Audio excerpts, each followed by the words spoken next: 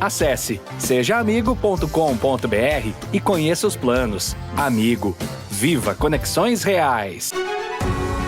Olá, o Conexão Poder está no ar. Nossa entrevistada hoje é a senadora Margarete Busetti. Muito bem-vinda ao Conexão Poder mais uma vez, senadora. Obrigada, Márcia, Fernanda. É um prazer estar aqui conversando com o povo que assiste Conexão Poder e poder esclarecer alguns dos meus projetos, das leis que estão aí e o que o povo quer saber, né? Sim, justamente falando dos seus projetos, a gente viu que a senhora teve uma vitória aí agora recentemente, né, todos nós, né, digamos assim, porque tivemos a aprovação do pacote antifeminicídio pelo Senado, pela Câmara, e agora está aí faltando a sanção do presidente Lula, né? Isso. Qual que é a expectativa? Como é que está isso? Olha, ele tem para sancionar até dia 9, é o prazo que ele tem para sancionar. Então, eu acredito que ele vai sancionar sim, porque é um projeto de lei, não tem como ser vetado todo. Ele pode vetar um ou outro artigo. Mas é um pacote, né? São várias medidas. São várias medidas e é assim, uma vitória imensa para nós mulheres, uma vitória imensa. Porque eu falo o seguinte, nada substitui a educação. Porém, quando o Estado falhou na educação, a família também falhou na educação, talvez a punição seja o único caminho que a gente tem hoje para dizer para esse cara, pense bem que você vai ficar preso, será punido e você poderá ficar 40 anos na cadeia. Sim, esse pacote ele aumenta a pena para feminicídio e também endurece outras medidas, até para violência contra a mulher, tem essas questões, né? A gente criou um crime autônomo, não é mais uma qualificadora do homicídio, e um crime hediondo. Então, a mínima ficou de 20, a máxima de 40 anos. Ele tem que cumprir 55% da pena para começar a progredir, perde o poder pátrio dos filhos, perde o direito a cargo público e perde o direito à visita íntima. E fora isso, a gente mexeu nas leis que antecedem o feminicídio, porque o que a gente quer? Que não aconteça o feminicídio. Então, as leis que antecedem. Por exemplo, você tinha lá a lesão corporal. Lesão corporal era de 3 meses a 2 anos. Ninguém pega a cadeia com essa pena.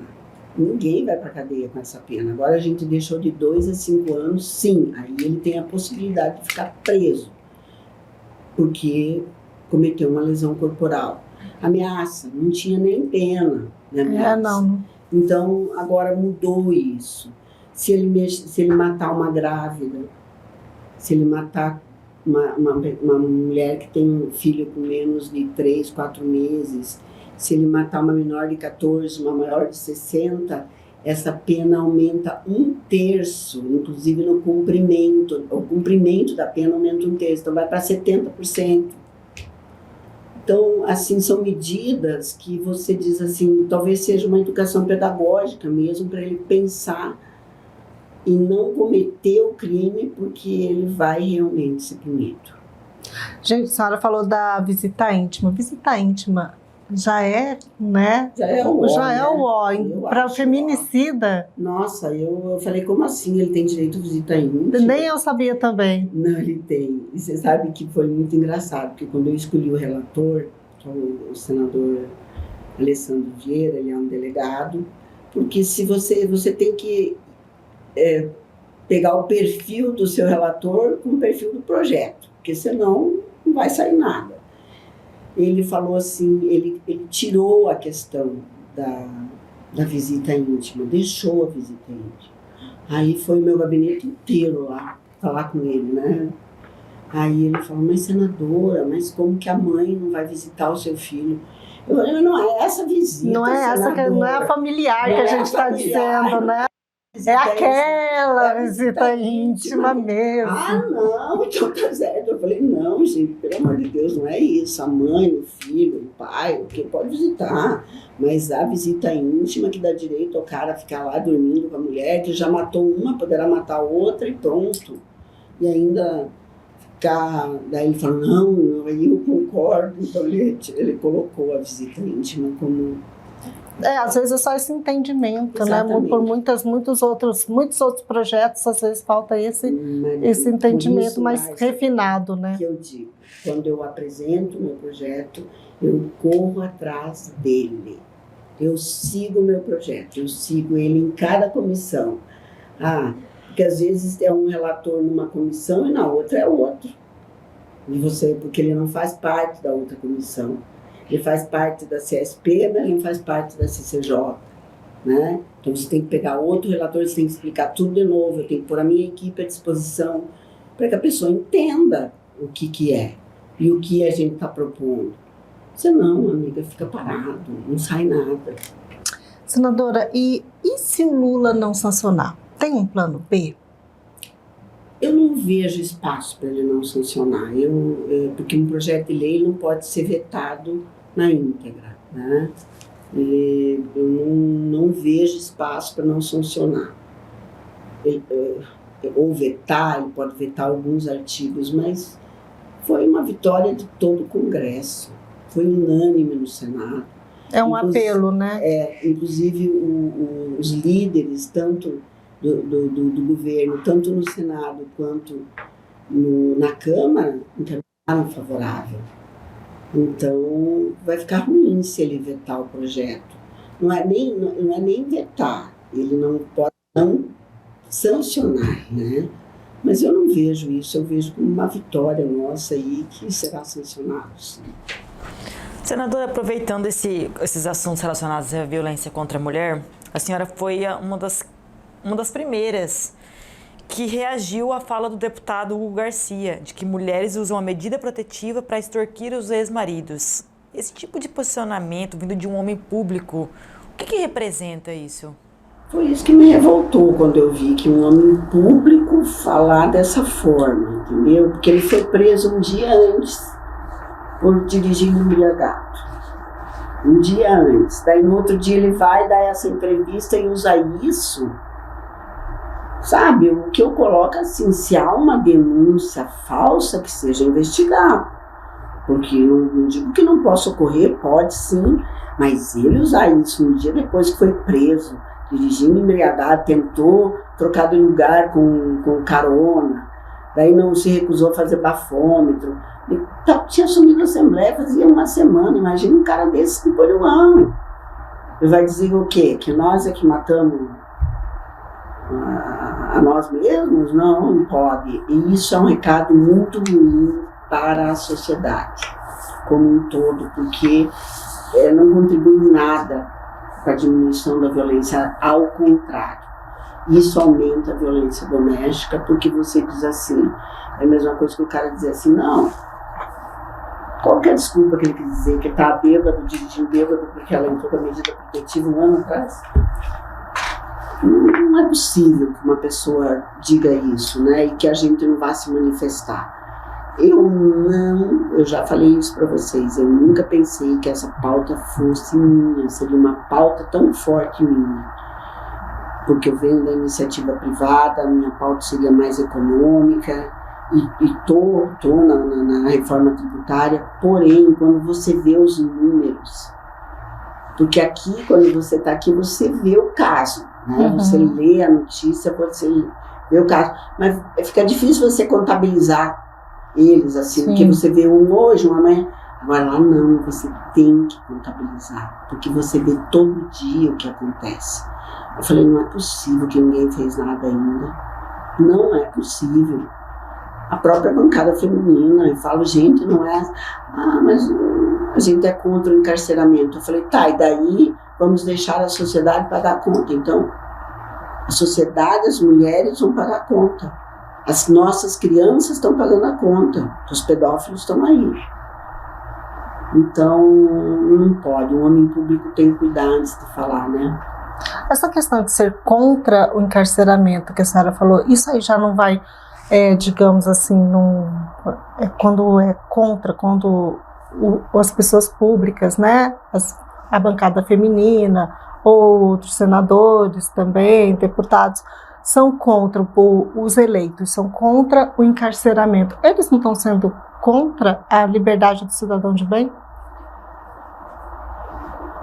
De uma certa forma, sim, né? Porque você veja bem. Romantizando o crime, digamos assim. Isso, a vítima não tem direito, a vítima, o agressor tem mais direito do que a vítima. Eu não consigo entender isso. Como que você vai facilitar a vida de um pedófilo, escondendo o nome dele, correndo um segredo de justiça, porque não quer expor a vítima, sendo que a vítima já foi exposta. E o agressor corre em segredo de justiça. Quando eu vi isso, eu achei a coisa mais hilária, sabe? Eu falei, não é possível que eu tô vendo isso. Aqui a gente sofre bastante isso, né, Fernanda? A gente não pode colocar a cara do estuprador, do pedófilo, justamente porque envolve menor. Olha, mas aí é outro projeto que eu tenho, que é o Cadastro Nacional de Pedófilos e Predadores Sexuais, está com requerimento de urgência lido na Câmara, então eu acredito que já tem relator, já até final de novembro ele será aprovado. E é um clamor da sociedade, né? Porque pelos comentários a gente acompanha, mas vocês estão protegendo ele, vocês não vão mostrar quem é. A gente vê todo dia. E a gente não quer proteger eles, mas e a tal da lei? Mas a justiça te obriga, né? A justiça obriga. Aí nós falamos assim na lei, condenado em primeira instância, você fica com o nome e o CPF disponível para consulta.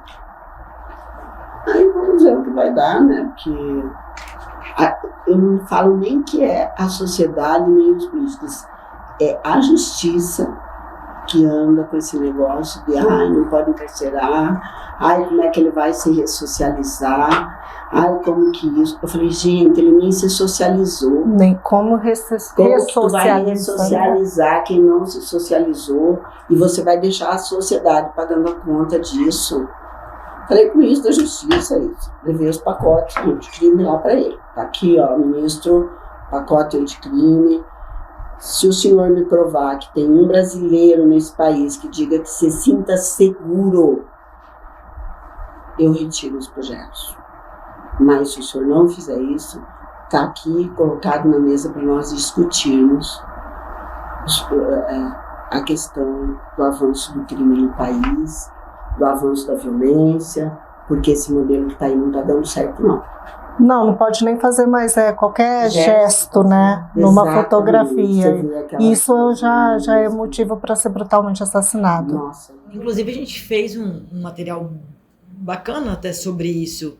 E eu vi bastante críticas do tipo, então agora a gente vai ter que seguir as regras deles. A gente não pode mais fazer os gestos porque os bandidos... Paralelo, né? Mas é o poder paralelo. Na realidade, o crime hoje, o crime organizado, ele é organizado, ele é empreendedor, ele é eficiente, tem a própria lei.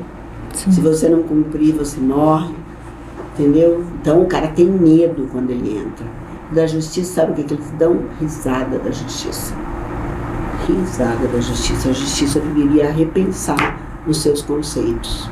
Nesse pacote anticrime está incluso aquela questão dos estados terem poder justamente sobre o cumprimento das penas? Olha, porque o governador Mauro Mendes tem levantado essa bandeira, né? A PEC dá o poder, a competência ao Estado legislar nas questões penitenciárias. Hoje eu não sei por que ele não pode fazer isso, porque ele já cuida do presídio, ele já cuida do preso. A conta é dele. A conta é dele, mas a legislação é federal. Tá bom. Então, a PEC dá aos estados a questão do Estado legislar, a competência para legislar em questões penitenciárias. O PLP dá competência aos estados para legislar em 8 quesitos apenas, não são em todos, em questões penais e processuais penais. Que daí você entra numa legislação específica que o Estado pode fazer dentro desses 8 quesitos. Quem não quer, cumpre a federal. Pronto, não é obrigado, entendeu? Mas esses dois sim. O PLP Um senador pegou, acho que pegou para não andar, e eu estou controlando o tempo, porque ele tem um limite de prazo, e se ele não apresentar o projeto, eu vou retirar ele, vou mudar uma vírgula, vou apresentar dele. Entendeu? Para ter uma forma de ter uma punição mais rígida. Assim, eu não acredito que o Estado brasileiro, que a União, consiga fazer uma legislação única para um país tão diverso como o nosso. O que o Mato Grosso tem em comum com o Distrito Federal? Ou com São Paulo, que não tem uma vírgula de fronteira com esses dois estados. Nós temos 800 quilômetros de fronteira seca e mais 100 e pouco de fronteira molhada, alagada. Isso. Então, assim, não tem lógica você ter a mesma legislação para estados tão diferentes, com populações diferentes, com... olha, eu não consigo entender. Por exemplo, a segurança pública não conseguiu, nos presídios federais, controlar uma fuga de um preso federal. Fugiu, ficaram meses procurando. Daí quer cuidar do estado inteiro, um estado tão grande, um Brasil tão grande que nem esse, que parece um continente. Só o Mato Grosso tem 904 mil quilômetros quadrados. Só em Mato Grosso é imenso. Então, assim, eu não entendo isso e acho que se o Estado fizer isso, ele vai dar um tiro no pé maior do que já está. Senadora, a gente viu que a senhora saiu em defesa dos produtores rurais e criticou a ministra do Meio Ambiente, Marina Silva, por pouca ação nesse período de incêndios. A senhora chegou até a dizer que era muita fala e pouca efetividade. Eu queria que a senhora fizesse uma avaliação desse papel da ministra no meio de tudo isso. E nessa questão de queimadas, não falta uma lei ser mais dura? A gente viu aqui várias situações de gente que foi pega no flagrante, queimando, e daqui a pouco foi solta. Você não acha que não falta mais um pulso mais firme? Falta pulso firme, falta nova legislação ou endurecimento das penas na legislação. Não é nem lei, lei nós temos demais, mas endureça o cumprimento da pena dessa lei. Sabe? Porque ninguém tem medo de pôr fogo, ninguém tem medo de desmatar ilegalmente, ninguém tem medo de incêndios criminosos, não tem. Então, não adianta nós ficar enxugando gelo, que é o que a gente faz. Então, quando a ministra critica o produtor rural que tem acervo na sua fazenda, que tem brigada de incêndio, que fica lá cuidando noite e dia para que o fogo do vizinho não entre na fazenda dele, eu me revolto. Eu não consigo entender isso, porque a própria palhada que fica na terra serve de adubo para a safra seguinte. Então, ninguém quer que aquilo queime, né? Não, é um prejuízo gigantesco. Gigante. Então, assim, é muito discurso. A senhora acha que a ministra desconhece a realidade daqui? Não acho que ela desconhece. Ela nasceu no Acre. Ela sabe da realidade nossa. Nós somos os únicos que temos floresta para queimar. Por que a gente queima? Porque nós estamos sendo responsabilizados pelas ONGs que ela defende, desse povo lá de fora, subdesenvolvido, que desmatou tudo. Então, se o clima mudou, a responsabilidade maior é deles, não é nossa. Agora, nós estamos sofrendo por isso, sim. Nós temos os nossos pecados. Isso não tem como negar. Se comete crime, incêndio criminoso, se comete desmatamento ilegal, invasão de terra, tudo isso a gente sabe que existe. Mas a responsabilidade é dos países desenvolvidos que desmataram tudo e estão nos culpando por isso. Então, não adianta nós também chorar as mágoas que não vamos fazer a nossa parte. Não, a gente tem que cuidar do nosso, sim, porque o prejuízo desses produtores esse ano foi imenso, foi bilionário. Então, você acha que um produtor vai pôr fogo na sua terra, queimar a sua cerca, queimar a sua Isso já não é só discurso ideológico? Acredito que sim, porque para mim... Se ela não desconhece a realidade? Não, ela não desconhece não. Eu acho que a Marina fica... E aí eu falo, o presidente Lula elegeu, nomeou a Marina porque ela tem muito reconhecimento lá fora, internacional, desses países, né? Das ONGs. Eu não quero saber dessas ONGs, eu quero que elas vão se danar, sabe? Porque não é possível. Eles são responsáveis para cuidar do país deles lá, porque eu viajei da França até Antuérpia, eu não vi um pé de árvore, não vi nada em pé, só vi silo, plantação, e aí aqui nós temos no Mato Grosso, 63% do nosso território preservado, como Pedro Alves Cabral chegou aqui e descobriu o Brasil. Não é possível que a ministra venha falar isso do nosso e falar dos nossos produtores rurais. Sabe? Eu não aceito isso. Acaba jogando contra o país, de certa forma? Com certeza, porque não é um discurso agregador, né?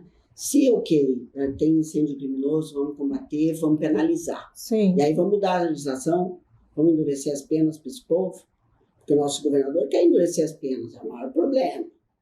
Mas acho que agora, no debate do clima que eu participei, a senadora Leila apresentou um projeto de lei que vai mudar, eu não vi o projeto ainda, mas muda significativamente essa questão de quem comete desmatamento ilegal e incêndios criminosos. É uma necessidade urgente essa mudança. Urgente, nós estamos sofrendo. Em Cuiabá, nós que o digo. Então, a seca severa que teve esse ano foi muito pior do que a gente imaginou que fosse.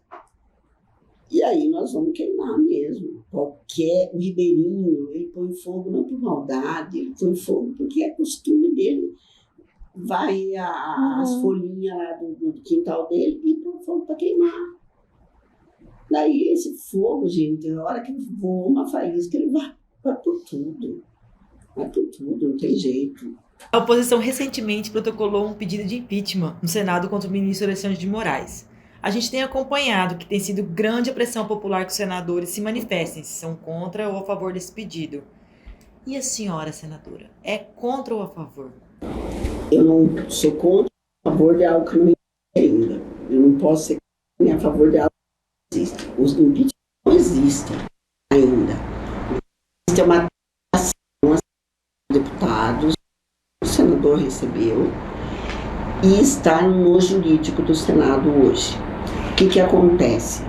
A oposição, que hoje eu estou no partido de situação, a oposição diz que 41 assinaturas garantem a abertura do impeachment. Não garante. Não garante. O que garante a abertura do impeachment é a mesa do Senado, jurídico do Senado, dizer assim: aqui tem crime do ministro e aqui tem prova deste crime. Aí o presidente do Senado vai abrir uma comissão especial e abrir a admissibilidade do impeachment. Aí ele tem que fazer, não tem outro jeito. Mas é só dessa forma. Aí vota-se a admissibilidade do impeachment, que é 41 votos, a maioria simples. Depois disso, Fernando, tem mais 2 votações. E a última é 54 votos. Então, eu fico muito indignada com meus colegas que ficam jogando para a plateia, falando para as pessoas te pressionarem, que é ridículo isso. Não tem nada tramitando, não tem nada para votar ainda. E a minha assinatura não vai valer nada ali. Não vai dizer que, eu quero que você se manifeste. Tá bom, eu vou me manifestar por algo que eu não sei se vai acontecer e nem sei se vou votar. Porque é uma prerrogativa do presidente Lula liberar o ministro e ele voltar a votar no meu lugar. É assim que foi nas outras 2 vezes. Então, eu tenho assim um pouco de cautela, porque as pessoas desconhecem o assunto. essa polarização eleitoral, se você olhar no site do Senado, meu nome não está mais lá. Porque eu falei com o Eduardo Gaia, eu falei, olha, se você não tirar meu nome daí, eu vou... Que você tinha assinado a favor? Mas não tenho que assinar, não vou assinar o que não existe. Não vai fazer diferença. Mas e como que fica a Margarete Pussetti perante essa pressão popular? Olha, a gente vai aprendendo a lidar com isso, sabe? Porque é muito ruim. Dizer que é agradável não é. Por exemplo, o Nicolas Ferreira me pediu desculpa por ter colocado meu nome, exposto meu nome. Mas e aí? Ele veio expor meu nome, daí depois ele me pede desculpa no privado? Adianta isso? Eu falei para ele, explica para minha neta de 12 anos, de 13 anos, o que é que ela está com ódio de você, porque você está falando mal de mim. Mas, senadora, eu não falei mal da senhora, eu só coloquei para a senhora se posicionar. Eu falei, claro, você colocou para os outros falarem mal de mim, que é pior. Então,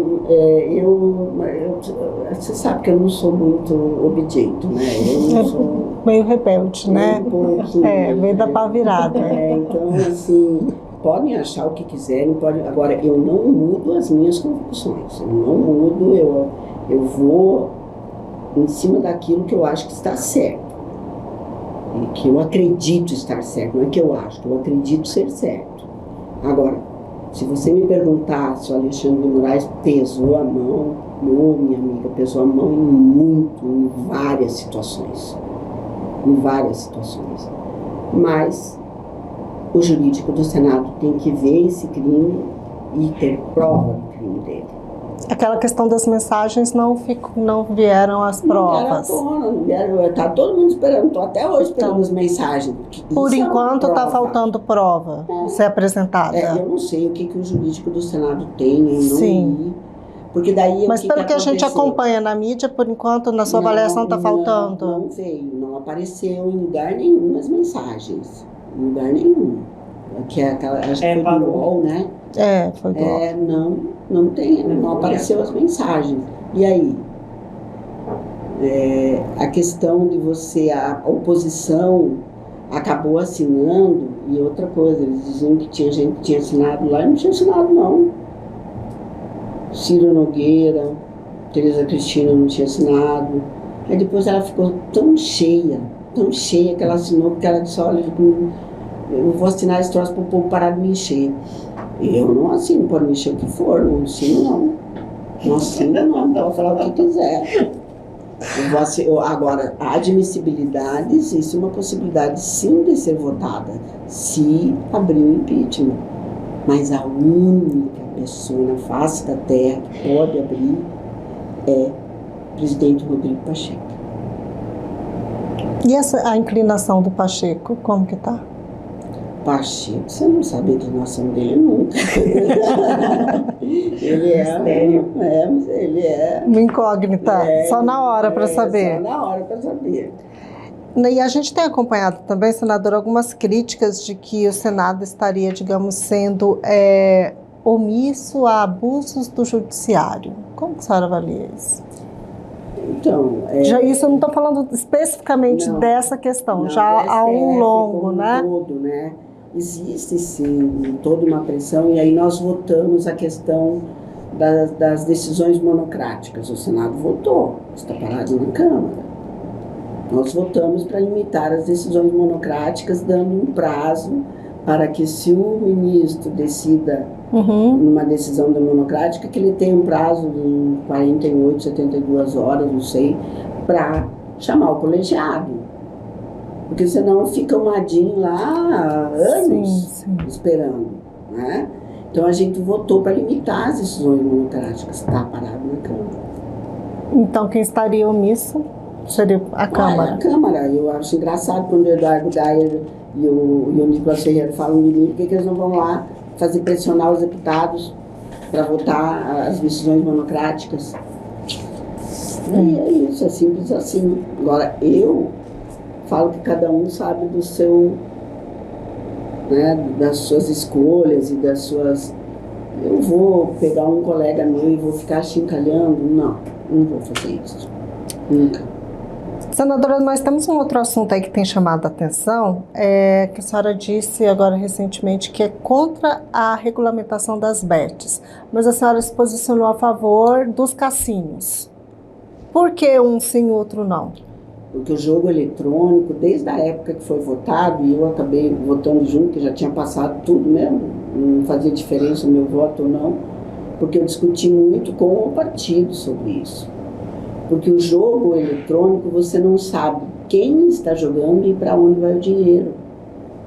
Você não tem controle disso. E a maioria são internacionais, esses jogos que estão aqui.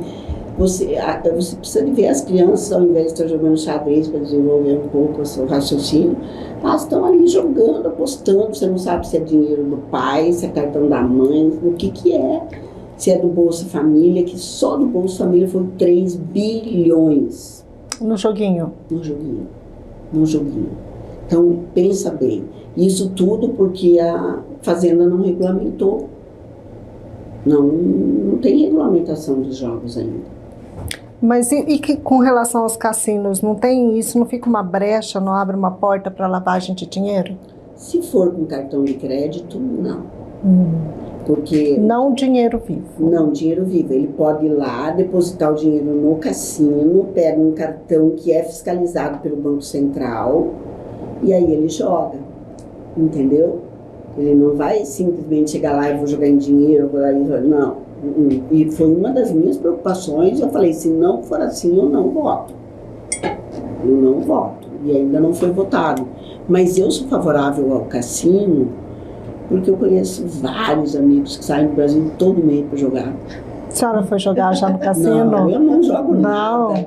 Eu já fui, perdi, ganhei um monte, depois perdi tudo. Aí eu vi isso, eu podia ter ficado só ganhando e guardado. Olha, eu vou contar uma coisa pra vocês. Fui pra Las Vegas uma vez e a minha amiga gostava muito de jogar, que foi comigo. E eu não sou de jogo, eu não gosto de jogo. Enfim, ela dizia assim, você não vai jogar, não é possível, você não pôs uma moedinha no caça-níquel. Falei, tá, pra te consolar, né, Maria, eu vou pôr a moedinha no caça-níquel. Ai, tá revelado. Vou pôr a moedinha no caça-níquel. Coloquei, menina, e deu todos eles e começou a despencar moeda. Ela viu, eu falei pra você que você ia ganhar, que não sei o quê. Ela falou, agora você vai jogar. Eu falei assim, agora eu vou gastar esse dinheiro com o maior prazer do mundo, não jogo mais nenhuma moeda. Ganhei $2.500. Rapaz, é uma grana, hein? Foi assim, o dinheiro mais gostoso de gastar. Mas eu vou lá gastar de novo, vou jogar de novo se eu perco. Você fica sem nada. Fica sem nada, que os outros estão falando, tá vendo? Falei pra você parar de jogar. Eu não acredito no jogo. Eu acho que eu não vou mais acreditar também, Fernanda. Eu acredito, não sei, vamos pensar. Vamos fechar agora com Cuiabá, campanha. Avaliação do Senado 2026, senadora. Piveta, Mauro, Lula, Bolsonaro. Quero que a senhora me fale mais sobre o que a senhora acredita que vem em 2026. O Mauro vem? Para Senado? Será? A única hipótese, né? Porque para quem que ele vai, tem que ser. A senhora acredita que ele vai se arriscar? Eu acredito que sim. Ele tem tudo para ir, tem tudo para ser um excelente senador. Não sei se ele vai ter paciência no Senado, porque o Mauro é muito executivo, né? Mauro é extremamente executor. Sim. Assim como o Blairo também teve esse perfil, né? E se entediou no Senado. Sim, ele se entediava. Ele ficava bravo, porque ele queria que o negócio resolvesse logo. Isso é um tédio. Eu não consigo fazer com que a minha vida fique um tédio lá, porque, imagina, em 1 ano e 7 meses eu aprovei 6, 7 projetos no Senado. E tem 6 ainda na Câmara e 5 tramitando ainda no Senado. A minha vida não consegue ser um tédio, entendeu? São projetos difíceis, todos eles difíceis, então a gente vai fazendo, porque eu também, essa história de muito discurso, o povo fala e pouca eficiência, me dá um nervoso. E o Piveta vem para o governo? Então, Não, A gente tem acompanhado o candidato natural é o Pivetta, né? E a gente tem acompanhado um bafafá, fica o Jaime implicando, não, porque Jaime também pode ser candidato. Você não acha que ele pode? Tem estofo para chegar e o grupo ter esse apoio? Ou racharia o grupo? Não sei. Não sei, assim, sinceramente eu não sei, porque o Jaime fala muito isso, né? Que ele tem bala na agulha, ele fala. Para queimar. Gasolina azul. E café no bule. E assim, eu acho que cada um tem as suas pretensões, convicções, né? Mas o Mauro, eu acho que ele tem, eu acho não, então a gente fala, eu acho, não tenho certeza. Eu tenho certeza que ele tem uma gratidão ao Pivetta por estar junto com ele todo esse tempo. Ele esteve quando ganharam, quando perderam, né? Sim. Então isso é natural, né? Aí é isso, vamos ver, diz que o Wellington também vai. Então, tem o Wellington também. Então, assim, no grupo tem várias opções aí, né? Hoje falaram do Fabinho. Hoje falaram do Fabinho como candidato a governador também. Governador? A governador. Quem falou? Lá hoje no... Lá onde a Fernanda estava, lá no debate da Gazeta. Fabinho de que foi recebido como futuro governador. Olha, eu falo que ele tem... O pessoal do grupo também, do grupo dele. Mas eu falo que ele tem um perfil que pode ser um governador, né? Ele só precisa atender o telefone. Precisa. Ele não atende. Ele também responde a gente 5 horas da manhã. Ele é uma boa pessoa. Sim. Eu gosto muito do Fabinho. E eu falo, para quem quiser ouvir, meu candidato a prefeito seria ele. Como não foi ele, eu botei ele pelo grupo, né? Porque é o grupo que pode ajudar o Botelho na prefeitura. Então... mas o Fabinho tem condições, é um menino que pode crescer muito na política. A senhora não recebeu nenhuma chamada do partido por estar apoiando o Botelho? Se eu levei, eu não escutei. Não deu ouvidos. Não, porque como eu falei, assim... Acho que eles nem tentam também, né? Digamos assim, não vai adiantar. Não vou nem falar. Perder meu tempo. Tentaram, viram que não dá certo, daí, né? Mas é isso, com o mesmo procedimento também há do partido para comigo. Né? Eu não sou chamada para nada, então pode me cobrar, né? Para a gente finalizar, senadora, a gente falou agora do Fabinho, que a senhora disse, ele seria meu candidato, tal, e o grupo fechou com o Botelho, né? Conforme a senhora está acompanhando essa reta final agora para a eleição, o que a senhora acha? A senhora acha que vai dar um segundo turno, que se consolida agora no primeiro turno?